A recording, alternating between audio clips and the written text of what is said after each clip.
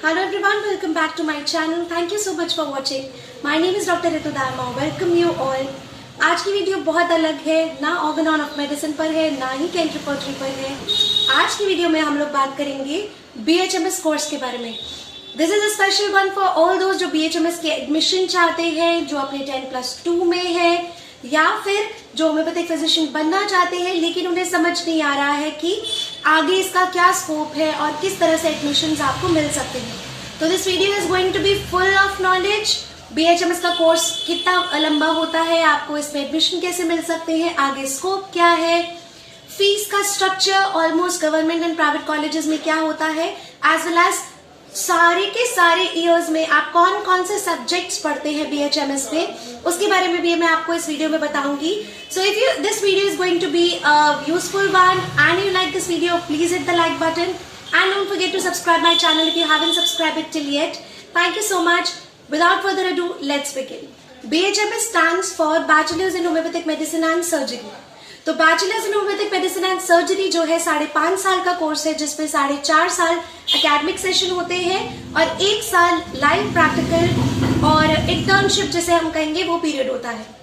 सबसे ज्यादा इम्पोर्टेंट, अगर आप अपने 10+2 में अपने 12th स्टैंडर्ड में है और आपने साइंस स्ट्रीम ली है, क्योंकि अगर आप BHMS करना चाहते हैं तो आपके पास फिजिक्स, केमिस्ट्री, बायोलॉजी ये 3 सब्जेक्ट्स होने बहुत ज्यादा जरूरी है। मिनिमम एज आपकी 17 साल होनी चाहिए। आजकल तो कुछ ऐसा भी है कि अगर आप कॉमर्स ले रहे हैं तो भी कोई आर्ट्स का एक subject as an additional subject पढ़ सकते हैं, बट एट आवर टाइम ऐसा कुछ था नहीं। देयर वर स्पेसिफिक सब्जेक्ट्स जो आप एक स्ट्रीम में आपको मिलते थे।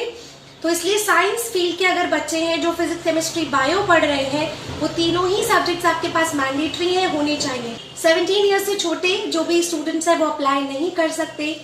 आप अप्लाई कैसे कर सकते हैं?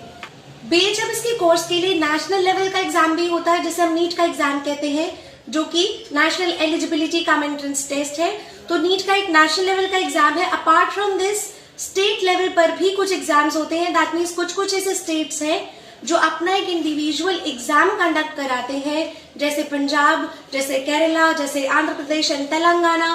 तो इस तरह से अलग अलग, जैसे पुणे, महाराष्ट्र, तो ये अलग अलग स्टेट्स भी अपनी different state level examination conduct करते हैं, जो कि आप दे सकते हैं। सबसे ज्यादा इम्पोर्टेंट, आपका कितना स्कोर होना चाहिए 12th क्लास में अगर आपको BHMS का पार्ट बनना है, आपको होम्योपैथिक फिजिशियन बनना है। पास अदर दैन कि आप एंट्रेंस देंगे और एंट्रेंस में आप पास करेंगे, स्कोर करेंगे अच्छा, इसके अलावा आपके पास फिर भी 50% मार्क्स होने ही चाहिए। इन योर 12th स्टैंडर्ड आपके पास 50 to 60% मार्क्स होने चाहिए। फिर आप उस एंट्रेंस को देंगे और एंट्रेंस में जो आपका स्कोर आएगा, वो स्कोर मतलब जो भी मार्क्स आएंगे प्लस आपका 12th का जो मार्क्स रहेगा, उसका राउंड ऑफ करके आपका सिलेक्शन होता है। कुछ स्टेट्स जो है अपने पर्सनल इंटरव्यूज भी रखते हैं। दिल्ली में ऐसा कुछ है नहीं, और ना ही नीट के एग्जाम के बाद कोई पर्सनल इंटरव्यू होता है। अब मैं आपको कुछ कॉलेजेस, कुछ यूनिवर्सिटीज बता देती हूँ, जिसकी ऑफिशियल वेबसाइट को आप बार बार चेक करते रहे आपके 12th स्टैंडर्ड के आसपास, जब आपके एग्जाम्स होंगे बोर्ड के। अगर आप होम्योपैथिक प्रैक्टिशनर बनना चाहते हैं तो आप इन वेबसाइट्स को जरूर चेक कर लीजिएगा, इनकी ऑफिशियल वेबसाइट पर जाकर, कि कब एग्जाम्स कंडक्ट होते हैं और क्या फर्दर डिटेल्स है। मैंने आपको नीट का एग्जाम बताया, which is national eligibility cum entrance test. इसके अलावा पंजाब यूनिवर्सिटी अपना एक कॉमन एंट्रेंस टेस्ट रखती है, PUCET। KEAM का भी एक टेस्ट होता है जो केरला रखती है, Kerala engineering, agriculture and medical, ये एक एंट्रेंस टेस्ट होता है। और Indraprastha university, again Indraprastha university अपना एक एंट्रेंस टेस्ट रखती है, which is IPIPUCET, Indraprastha university common entrance test. और इसके अलावा Bharati Vidyapeeth BVPCET common entrance test, EANCET Telangana and Andhra Pradesh का एक कॉमन एंट्रेंस टेस्ट होता है। अगर आप बात करें टॉप कॉलेजेस आपको किन स्टेट में मिलते हैं होम्योपैथी का, सबसे ज्यादा स्कोप या सबसे ज्यादा मैं कहूँ अवेयरनेस जिन जगहों पर है वो है महाराष्ट्र। महाराष्ट्र में भी स्पेसिफिकली अगर आप मुंबई और पुणे कहें तो यहाँ पर होम्योपैथी का बहुत स्कोप है, एज वेल एज कोलकाता में बहुत अवेयरनेस है, बहुत सारे कॉलेजेस हैं। इसके अलावा दिल्ली में बहुत अच्छे कॉलेजेस हैं, और दिल्ली यूनिवर्सिटी से जो भी रिकॉग्नाइज्ड कॉलेजेस है उनसे पास आउट करने के बाद आपको बहुत रिकॉग्निशन मिलता है, एज वेल एज बहुत अच्छी अप्रोच मिलती है, स्कोप मिलता है। इसके अलावा साउथ इंडिया में आप केरला, अगर आंध्र प्रदेश, तेलंगाना, ये जो भी रीजन्स हैं, साउथ इंडिया में होम्योपैथी बहुत ही वेल एस्टैब्लिश्ड है। आफ्टर दिस हम कॉलेजेस के बारे में बात कर लेते हैं, कौन कौन से बहुत अच्छे कॉलेजेस हैं। स्टार्टिंग फ्रॉम दिल्ली से अगर स्टार्ट करें तो नेहरू होम्योपैथिक मेडिकल कॉलेज है, जो कि डिफेंस कॉलोनी में है, दिल्ली यूनिवर्सिटी के अंडर आता है, गवर्नमेंट कॉलेज है, बहुत ही अच्छा कॉलेज है। इसके अलावा BR सूर होम्योपैथिक मेडिकल कॉलेज है, जो अगेन दिल्ली में है, which is a well established, again a very popular college. इसके बाद अगर हम बात करें कोलकाता की, तो कोलकाता में NIH है, जो अगेन NIH का नाम जो भी होम्योपैथी पढ़ रहे हैं या जो होम्योपैथी जानते हैं वो सभी लोग NIH से बहुत अच्छे से परिचित है। NIH एक बहुत अच्छा कॉलेज है कोलकाता का, जहां पर आप BHMS as well as post graduation दोनों कर सकते हैं। दिल्ली में जो NHMC है वहां पर भी आप पोस्ट ग्रेजुएशन BHMS दोनों कर सकते हैं। इसके अलावा होम्योपैथिक मेडिकल कॉलेज है भारतीय विद्यापीठ पुणे में, बहुत अच्छा कॉलेज है। और गवर्नमेंट होम्योपैथिक मेडिकल कॉलेज है बैंगलोर में। ये कुछ बहुत इंपॉर्टेंट टॉप मोस्ट कॉलेजेस हैं। बाकी जो मैंने आपको यूनिवर्सिटीज बताई, आप उनमें उनके ऑफिशियल वेबसाइट को जाकर चेक करेंगे तो आपको बहुत सारे कॉलेजेस मिल जाएंगे। ध्यान एक चीज का रखें, गवर्नमेंट कॉलेजेस में जो है आपका पढ़ाई और प्राइवेट कॉलेजेस में पढ़ाई का बहुत अंतर है, फीस स्ट्रक्चर का बहुत ज्यादा अंतर है। गवर्नमेंट कॉलेजेस में जो है आपको पढ़ाई भी अच्छी मिलती है, रिकॉग्निशन भी अच्छा मिलता है बाद में जब आप पास आउट करते हैं, एज वेल एज वहां पर आपका फी जो है वो काफी कम होता है as compared to private colleges. Private colleges का फी स्ट्रक्चर मैं आपको बाद में बताऊंगी, लगभग आपको कितना मनी इन्वेस्ट करना पड़ता है अगर आप BHMS करना चाहते हैं तो। अब बात करते हैं, आप एंट्रेंस टेस्ट की तैयारी कर रहे हैं या फिर आप दे चुके हैं तो कितना स्कोर आना चाहिए। If you belong to a general category से है तो 450 से ऊपर स्कोर आना ही चाहिए। मिनिमम 450 स्कोर होना चाहिए to get admission in a government college. Then अगर आप SC ST OBC कैटेगरी में आते हैं तो आपको 400 से ज्यादा स्कोर करना बहुत ज्यादा मैंडेटरी है, इससे बिलो में आपका एडमिशन नहीं होगा। तो इसके हिसाब से आप अपना कॉम्पिटिटिव एग्जाम की तैयारी कीजिए, प्लान करके चलिए, क्योंकि इतना स्कोर आपको मिनिमम चाहिए। अब हम बात करते हैं फीस स्ट्रक्चर के बारे में। अगर आप गवर्नमेंट कॉलेजेस से कर रहे हैं तो बहुत ही रीजनेबल है। तो गवर्नमेंट कॉलेजेस में आपकी फीस अगर हम कहें तो बहुत कम है। जो भी खर्चा है वो आपका एपरेटस, आपकी बुक्स खरीदने का है। जितनी ज्यादा बुक्स पढ़ना चाहें वो आपका पर्सनल इन्वेस्टमेंट है।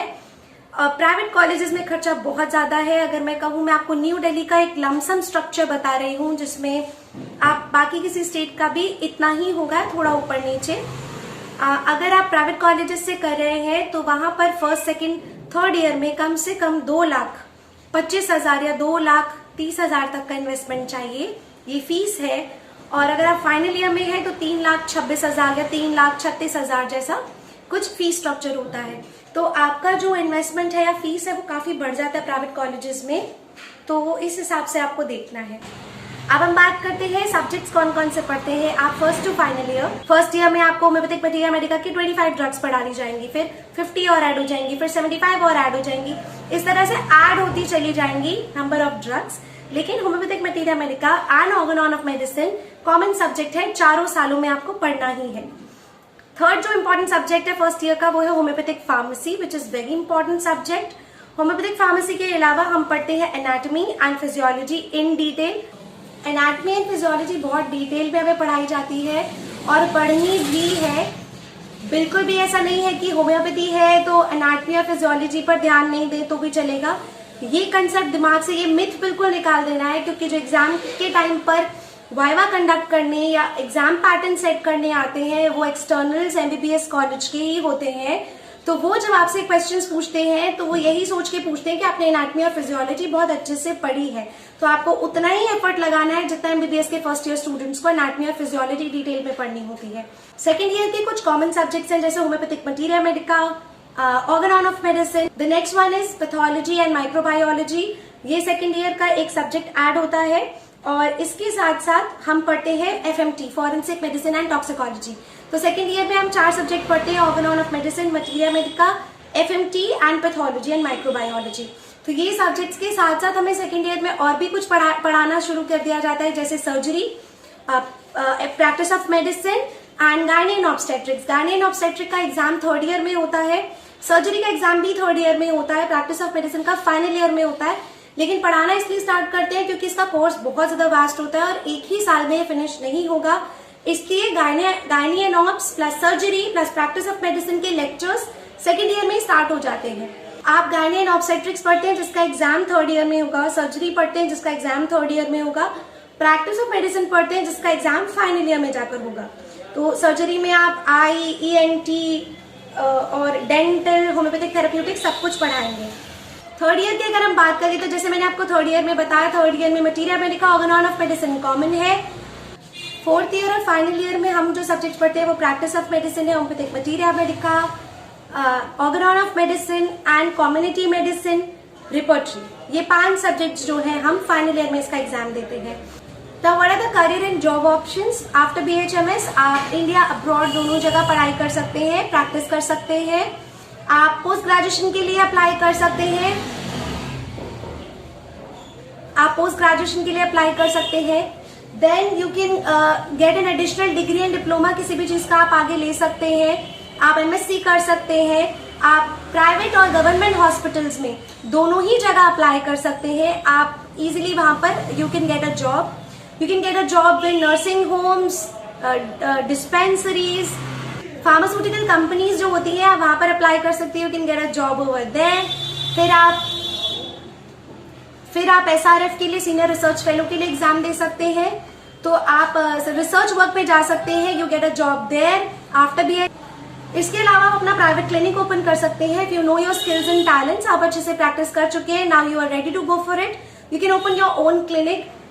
जो सैलरी है, सैलरी की बात कहें तो गवर्नमेंट सेटअप में as a fresher you can get 20 to 30,000 easily. Private practice में there is no limit to salary. अगर आप एक्सपीरियंस्ड हो गए हैं तो आप 50 से 60,000 भी अर्न कर सकते हैं, और अगर आप फ्रेशर हैं तो you can easily target 15 to 20,000, 25,000 easily आप अपने क्लिनिक से अर्न कर सकते हैं। और प्राइवेट प्रैक्टिस में totally depends on your talent, and government setup में जैसे जैसे आपका, जिस हिसाब से आपका पोस्ट बढ़ता है उस हिसाब से आपका सैलरी बढ़ता है, as you all know. Now this is the end of the video, और आई होप जो भी नेसेसरी डिटेल्स है BHMS के कोर्स से रिलेटेड, उसके बाद की अपॉर्चुनिटी से रिलेटेड जो भी मैं बता सकती थी, I share it with you. If you still have some questions, leave the questions in the comment box. I'll read it and reply you. Then very important, if you haven't subscribed my channel till yet, please do subscribe. It takes just a moment. And as an appreciation, as a token of appreciation, please hit the like button if this video is helpful for you guys. Thank you so much. Stay tuned, stay connected with homeopathy. Bye-bye.